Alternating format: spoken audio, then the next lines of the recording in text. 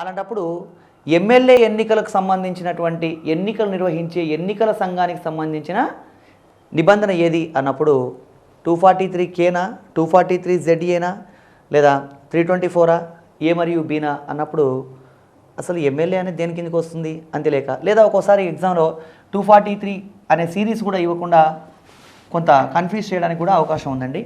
ఇట్లా కూడా ఇవ్వచ్చు, అంటే ఇది ఇస్తే దగ్గరగా ఉన్నట్టు అలా కాకుండా for example A 243K B article 247 C article 324 D A మరియు బి అని ఇచ్చాడు అనుకో, అప్పుడు అభ్యర్థి కే అనే ఆర్టికల్ పెట్టే అవకాశం ఉంది.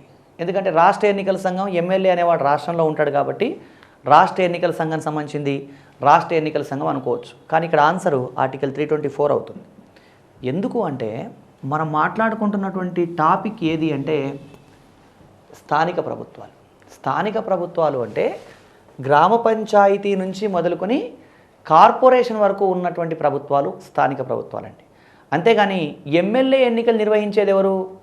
కేంద్ర ఎన్నికల సంఘం. దానికి రాష్ట్రానికి సంబంధం లేదు. అంటే రాష్ట్రపతి, ఉపరాష్ట్రపతి, అదేవిధంగా కేంద్ర పార్లమెంట్ సభ్యులు, రాష్ట్రాల విధానసభల సభ్యులు, విధాన పరిషత్ సభ్యులు, వీళ్ళ ఎన్నికలన్నీ నిర్వహించేది ఎవరు? కేంద్ర ఎన్నికల సంఘం. రాష్ట్ర ఎన్నికల సంఘానికి సంబంధం ఉండదు. కాబట్టి రాష్ట్ర ఎన్నికల సంఘం అంటే ఎమ్మెల్యే ఎన్నికలు నిర్వహిస్తుందేమో అని అనుకోకూడదు. ఇది ఎన్నికల సంఘానికి సంబంధించినటువంటి నిబంధన 243K 243ZA ఎన్నికల సంఘానికి సంబంధించి. నెక్స్ట్ 73, 74 రాజ్యాంగ సవరణలు రాష్ట్రపతి నిర్ధారించిన మేరకు మాత్రమే వర్తిస్తాయి. అంటే దేశం అంతా వర్తించవు. రాష్ట్రపతి ఎక్కడ వర్తిస్తాయని చెప్తాడో అక్కడ దాకే వర్తిస్తాయి అని మనం గమనించాలి. అయితే దీనికి కూడా ఒక నిబంధన ఉంది. 73, 74 రాజ్యాంగ సవరణలు రాష్ట్రపతి నిర్ధారించిన మేరకే వర్తిస్తాయి అని తెలియజేస్తున్న నిబంధన ఏది? దాన్ని మనం వర్తింపు అని చెప్తాం. వర్తింపు అంటే ఏ ప్రాంతాలకు వర్తిస్తాయి అది సీరియల్గా మళ్ళీ దీనికి కంటిన్యూషన్ 243L 243ZB ఇది వర్తింపు. రాష్ట్రపతి నిర్ధారించిన మేరకు మాత్రమే 73, 74 రాజ్యాంగ సవరణలు వర్తిస్తాయి. మరి ఎవరికి ఎగ్జామ్లో ఏమడగవచ్చు అంటే ఏ ప్రాంతానికి వర్తించవు, ఏ ప్రాంతానికి వర్తిస్తాయని అడగవచ్చు. దేశంలో ఉండే ఏ ప్రాంతాలకు వర్తిస్తాయో వ్యక్తులు తెలుసుకోవడం అవసరం లేదు. ఇక్కడ ఒక అభ్యర్థి ఏ ప్రాంతాలకు వర్తిస్తాయో తెలుసుకోవాలంటే చాలా రిస్క్. కాబట్టి ఎక్కడ వర్తించవో తెలుసుకుంటే మిగతా అన్ని ప్రాంతాలకి వర్తిస్తాయని అర్థం. సో కాబట్టి అది ఏ ప్రాంతాలకు వర్తించవో తెలియజేసే నిబంధనలు కూడా ఉన్నాయి. 73, 74 రాజ్యాంగ సవరణలు వర్తించబడని ప్రాంతాలు అంటే మినహాయింపు ప్రాంతాలని అర్థం.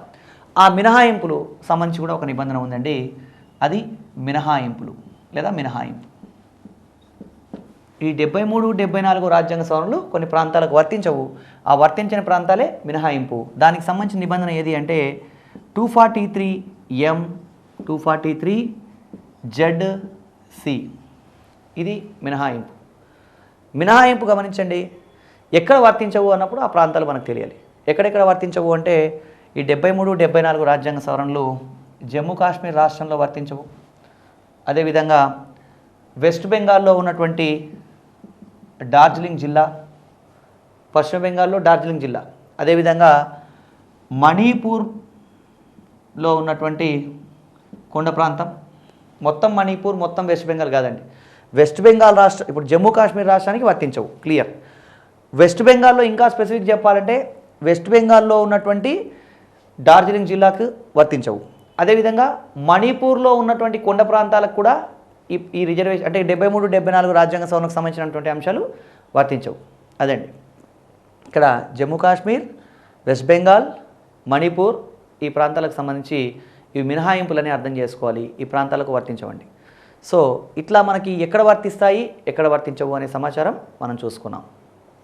ఇక్కడ ఇంకా ఈ 73, 74 రాజ్యాంగ సవరణలకు సంబంధించి క్లియర్గా తెలుసుకోవాలి అంటే ఈ 73, 74 రాజ్యాంగ సవరణలు ఏ రాష్ట్రమైనా సరే ఎప్పుడైతే అమల్లోకి తీసుకొస్తుందో అలా అమల్లోకి తెచ్చుకున్న తర్వాత అవి అమలు అయిన తర్వాత రాష్ట్రం అంతకుముందు చేసిన చట్టాలు ఏమన్నా ఉంటే అవి ఇక్కడ అప్లై కావని మనం గమనించాలి. అంటే ఫర్ ఎగ్జాంపుల్ మనకు ఆంధ్రప్రదేశ్, తెలంగాణ రాష్ట్రాల్లో అంటే ఇప్పుడంటే తెలంగాణ రాష్ట్రం కొత్తగా ఏర్పాటైంది. 1959 నుంచి మనకి బలవంతరాయ్ మెహతా కమిటీ సిఫారసులు అమలవుతూ ఉన్నాయి. అంటే మూడంచెల పంచాయతీరాజ్ వ్యవస్థ ఇక్కడ కొనసాగుతోంది. ఒకవేళ 73, 74 రాజ్యాంగ సవరణల ఆధారంగా ఏదైనా ఒక విషయాన్ని మనం కొత్తగా చేర్చుకున్నట్టయితే అప్పుడు ఏమవుతుంది అంటే ఆ 73, 74 రాజ్యాంగ సవరణలకు లోబడే రాష్ట్ర ప్రభుత్వాలు తమ చట్టాన్ని సవరించుకోవాలి. అలా సవరించుకోవాలి అని తెలియజేస్తున్న నిబంధన కూడా మనకుందండి. నెక్స్ట్ అదే 243N. ఇక్కడ 243 సిరీస్లో ఇక్కడ జాగ్రత్తగా అర్థం చేసుకోవాలి. 243C తర్వాత 243ZC తర్వాత ఏం రావాలి? ZD రావాలి. వాస్తవానికి మనం వరుసగా గమనిస్తూ వస్తున్నాం కాబట్టి. కానీ ZD అనేది ఇంతకు ముందు మనం 73, 74 రాజ్యాంగ సవరణలో ఒక టేబుల్ మాట్లాడుకుంటూ జిల్లా ప్రణాళిక కమిటీ 243ZD, మెట్రోపాలిటన్ ప్రణాళిక కమిటీ 243ZE అనే నిబంధనలు రాశాం. అంటే ZD అనేది ఆల్రెడీ ఒక నిబంధన వేరే దానికి ఉంది అంటే ఇక్కడ అది ఆ సీరియల్ రాదు. ఇక్కడ ZE కూడా ఉంది అన్నప్పుడు DE రెండు మినహాయిస్తే ఏం రావాలి? ఇక్కడ ZF. ఈ ZF ఏం చెప్తుంది అంటే 73, 74 రాజ్యాంగ సవరణలు అమల్లోకి వచ్చిన తర్వాత ఏ రాష్ట్రంలోనైనా సరే అంతకుముందు ఆ రాష్ట్ర ప్రభుత్వం ఏవైతే చట్టాలు చేసి ఉంటుందో ఆ చట్టాలు దీనికి అనుగుణంగా మార్చాలి. మార్చకపోతే ఆ రాష్ట్రంలో ఉన్న చట్టాలన్నీ కూడా దీనికి అనుగుణంగానే మారిపోతాయి. అంటే అక్కడ ఉన్నవి ఏమన్నా దీనికి వ్యతిరేకంగా ఉంటే అవి రద్దయిపోతాయని అర్థం. దీన్ని సింపుల్గా చెప్పాలంటే ఒక ఫ్లాస్క్లో మనకి ఒక 10 కప్పుల టీ తీసుకొచ్చిన తర్వాత ఆ 10 కప్పుల టీ అందరికీ డిస్ట్రిబ్యూట్ చేసిన తర్వాత దాంట్లో ఒక పావు కప్పు టీ మిగిలింది అనుకోండి. మళ్ళీ ఇంకొక 10 కప్పులు కాఫీ తీసుకొచ్చాం అనుకోండి. రెండవసారి తెచ్చిన తర్వాత దాంట్లో కొంత టీ మిగిలినప్పటికీ కూడా అది కాఫీగా మారిపోతుంది. అంతే కదా, దాన్ని కాఫీ అంటాం. అంటే 73, 74 రాజ్యాంగ సవరణలు అమల్లోకి వచ్చిన తర్వాత అంతకుముందు ఏమైనా చట్టాలు ఉంటే అవి దీనికి అనుగుణంగా ఉంటే ఉంటాయి, లేదంటే అవి అక్కడితో వాటి ఉనికి ఉండదు అని గమనించాలి. ఇది 243N, 243ZF అని గమనించాలి. ఇంకా 243N, 243ZF తర్వాత నెక్స్ట్ ఏముంది? 243O, 243ZG. 243O, 243ZG ఏం చెప్తుందంటే స్థానిక ప్రభుత్వాలకు సంబంధించి ఎన్నికల ప్రక్రియ ప్రారంభమైన తర్వాత వీటి వ్యవహారాల్లో న్యాయస్థానాలు కానీ ఇంకెవరు కానీ జోక్యం చేసుకోకూడదు. అంటే స్థానిక ప్రభుత్వాలకు సంబంధించి ఎన్నిక ప్రక్రియ ప్రారంభమైంది. అలాంటప్పుడు ఎలక్షన్ ప్రొసీజర్ స్టార్ట్ అయిన తర్వాత వీటి వ్యవహారాల్లో ఎవరు జోక్యం చేసుకోకూడదని చెప్తున్న నిబంధన 243O, 243ZG. అంటే ఫర్ ఎగ్జాంపుల్ ఒక గ్రామంలో గ్రామ పంచాయతీ ఎన్నికల ప్రక్రియ ప్రారంభమైంది అనుకుందాం. అలా ప్రారంభమైన తర్వాత ఒక సర్పంచ్ అభ్యర్థి మీద ఎవరికైనా ఒక ఆబ్జెక్షన్ వచ్చి ఈ సర్పంచ్గా పోటీ చేస్తున్న పలానా X అనే వ్యక్తి ఇద్దరికన్నా ఎక్కువ మంది పిల్లల్ని కలిగి ఉన్నాడు కాబట్టి ఇతను ఇలా పోటీ చేయడానికి అర్హుడు కాదు అని కంప్లైంట్ రేస్ చేయాల్సి వస్తే అది ఎలక్షన్ కంటిన్యూ అవుతున్నప్పుడు రేస్ చేయకూడదు. ఎలక్షన్ ప్రక్రియ అయిన తర్వాత కంప్లీట్ అయిన తర్వాత రేస్ చేయాలి. ఇది 243O, 243ZG ప్రకారం స్థానిక ప్రభుత్వాల విషయంలో ఉంది. అదేవిధంగా రాష్ట్ర ప్రభుత్వం విషయంలో, కేంద్ర ప్రభుత్వం విషయంలో కూడా ఈ నిబంధన ఉందని గుర్తుంచుకోవాలి. అంటే వన్స్ ఒకసారి ఎలక్షన్ ప్రొసీజర్ స్టార్ట్ అయిన తర్వాత ఎలక్షన్ అయిపోయే వరకు దాంట్లో ఎవరు జోక్యం చేసుకోకూడదండి. ఎందుకంటే మనం గతంలో ఒకసారి గమనించాం, నంద్యాల కాన్స్టిట్యుయెన్సీ నుంచి మనకి శోభా నాగిరెడ్డి అనే వ్యక్తి పోటీ చేస్తున్నటువంటి సందర్భంలో ఆమె ఎలక్షన్ ప్రచారంలో మరణించడం జరిగింది. మరి అక్కడ ఎన్నిక జరిగిందా లేదా అంటే ఎన్నిక జరిగింది. వ్యక్తి లేనప్పుడు మరి ఎలా ఎన్నిక జరుగుతోంది అంటే ఆ ఎన్నికలో ఆ పోటీ చేసిన ఆమె గెలవాలని లేదు కదా, మిగతా అభ్యర్థులు కూడా ఉన్నారు కదా పోటీదారులు. అలాంటప్పుడు ఇంకెవరైనా గెలవచ్చు.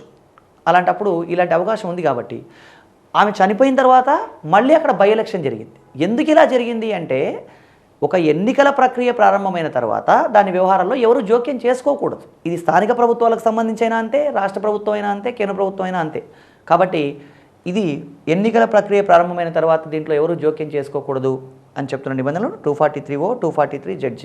ఈ 243ZG తర్వాత ఇంకా రాయాలంటే ఏం రాయాలి? 243ZH. కానీ స్థానిక ప్రభుత్వాలు ఇక్కడితో అయిపోయినాయండి. 73, 74 రాజ్యాంగ సవరణలకు సంబంధించిన నిబంధనలు పూర్తయినాయి కాబట్టి ఇక మళ్ళీ ZHలోకి వెళ్ళామనుకోండి, అది మళ్ళీ సహకార సంఘాలు 9B అని కొత్తగా చేర్చబడ్డ అంశం కాబట్టి అది ఇక్కడ అప్రస్తుతం కాబట్టి మనం 73, 74 రాజ్యాంగ సవరణలకు సంబంధించి ఈ నిబంధనని గుర్తుంచుకున్నాం. మీరు మొత్తం మీద గమనించినట్టయితే ఇవి ఒక్కొక్క 12 ఆర్టికల్స్ ఇక్కడ, 12 ఆర్టికల్స్ ఇక్కడ, 24 ఆర్టికల్స్. 24 ఆర్టికల్స్ సంబంధించి ఈ మొత్తం 12 పదాలు, 12 విషయాలు గుర్తుంచుకున్నట్టయితే 24 × 5 దాదాపుగా భిన్నమైన ప్రశ్నలు అడగడానికి అవకాశం ఉందండి. 60-70 ప్రశ్నలకు సునాయాసంగా సమాధానం రాయొచ్చు. కాకపోతే ఈ టేబుల్ గుర్తుపెట్టుకోవడానికి ఒక అభ్యర్థి ఒక సీరియల్గా ప్రయత్నం చేసినట్టయితే ఒక 10-15 నిమిషాల టైం ప్రైమరీగా సరిపోతుంది. కాకపోతే అప్పుడప్పుడు రివిజన్ చేస్తూ ఉండాలి. ఇది 73, 74 రాజ్యాంగ సవరణలకు సంబంధించిన పూర్తి సమాచారం. గ్రూప్ 2 సిలబస్లో మనకి 3వ చాప్టర్లో ఉన్నది సమాజ వికాస ప్రయోగం 73, 74 రాజ్యాంగ సవరణలు వాటి అమలుని మాత్రమే ఉందండి. అంటే గ్రూప్ 2 సిలబస్కి సంబంధించి మనం ఇంతకుముందు మాట్లాడుకున్న సమాజ వికాస ప్రయోగం 73, 74 రాజ్యాంగ సవరణలు చూసాం. ఇవి కాకుండా అంటే 73, 74 రాజ్యాంగ సవరణలకు సంబంధించిన ఈ విషయాలన్నీ కాకుండా మనకి స్థానిక ప్రభుత్వాలకు సంబంధించి గ్రామ పంచాయతీ నుంచి కార్పొరేషన్ వరకు ఉన్న సమాచారం కూడా మనం ఒక సాధారణ అవగాహన కోసం తెలుసుకోవాలి. సిలబస్లో స్పెసిఫిక్గా ఈ విషయాలు ఇవే అని స్ట్రెస్ చేయలేదు, కానీ దీంట్లో కొన్ని ఆర్టికల్స్ ఇక్కడ కూడా కవర్ అవుతాయి కాబట్టి గ్రామ సభ లాంటిది కనుక సంబంధం ఉంది కాబట్టి ఆ విషయాలు కూడా ఒకసారి పరిశీలిద్దాం.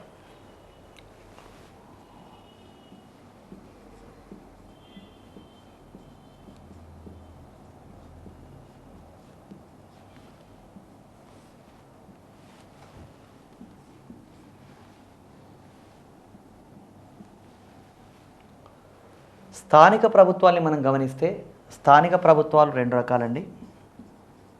గ్రామీణ స్థానిక ప్రభుత్వాలు,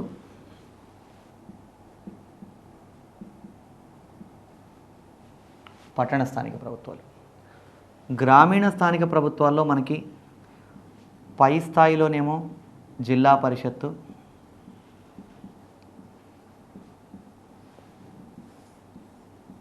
మధ్య స్థాయిలో మండల పరిషత్,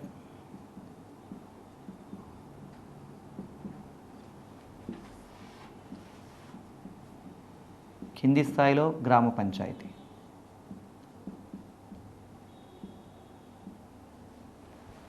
గ్రామ పంచాయతీ. పట్టణ స్థానిక ప్రభుత్వాలు మళ్ళీ మనకు రెండు రకాలండి. దాంట్లో ఒకటేమో పై స్థాయిలో ఉండేవి మున్సిపల్ కార్పొరేషన్స్,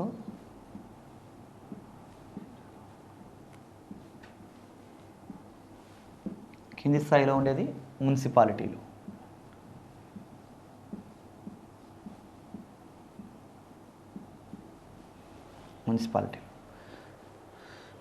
మనం స్థూలంగా గమనిస్తే స్థానిక ప్రభుత్వాలు ఈ విధంగా 2 రకాలుగా డివైడ్ చేయొచ్చు, గ్రామీణ మరియు పట్టణ స్థానిక ప్రభుత్వాలు. ఈ రెండింటికి మధ్యస్థంగా ఉండేవి, అంటే అక్కడ గ్రామము కాకుండా పట్టణం కాకుండా మధ్యస్థంగా ఉండేటువంటి స్థానిక ప్రభుత్వాలు ఏంటి అంటే అవి నగర పంచాయతీలు.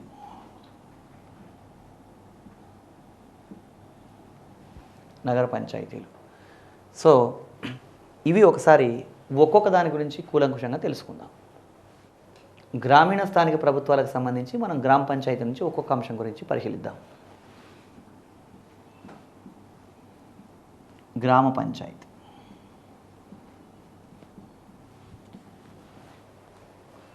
సాధారణంగా గ్రామ పంచాయతీ అంటే ఒక 500 మంది ఓటర్లు ఉంటే దానికి ఒక గ్రామ పంచాయతీ ఉంటుందండి.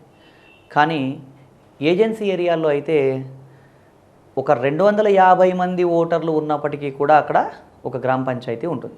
ఏజెన్సీ ఏరియాలో 250 మంది ఓటర్లు ఉన్న గ్రామ పంచాయతీ ఉంటుంది. మామూలుగా 500 మంది ఓటర్లు ఉంటే గ్రామ పంచాయతీ ఉంటుంది. ప్రతి గ్రామానికి ఒక గ్రామ పంచాయతీ ఉంటుందా అంటే ప్రతి గ్రామానికి ఒక గ్రామ పంచాయతీ ఉండాలని లేదండి. కొన్ని హ్యామ్లెట్ విలేజెస్ కూడా ఉండవచ్చు. అంటే 2-3 గ్రామాలు కలిపి కూడా ఒకసారి గ్రామ పంచాయతీ ఉండవచ్చు. మనకి ఈ గ్రామ పంచాయతీలో ఎవరెవరు సభ్యులుగా ఉంటారు అంటే గ్రామ పంచాయతీలో మనకి ప్రజల చేత ఎన్నుకోబడ్డటువంటి వార్డు మెంబర్లు మరియు సర్పంచ్ సభ్యులుగా ఉంటారు. గ్రామ పంచాయతీలో వార్డు మెంబర్లు, సర్పంచ్. ఇక్కడ గ్రామ పంచాయతీలో ఎవరు సభ్యులు అంటే గ్రామంలోని ఓటర్లందరూ అని అనకూడదు. గ్రామంలోని ఓటర్లందరూ ఎక్కడ సభ్యులు అంటే గ్రామ సభలో సభ్యులు, గ్రామ పంచాయతీలో సభ్యులు కాదు. ఈ గ్రామ పంచాయతీని ఒకసారి మనం పరిశీలిస్తే ఒక గ్రామం మొత్తాన్ని కొన్ని ప్రాదేశిక నియోజకవర్గ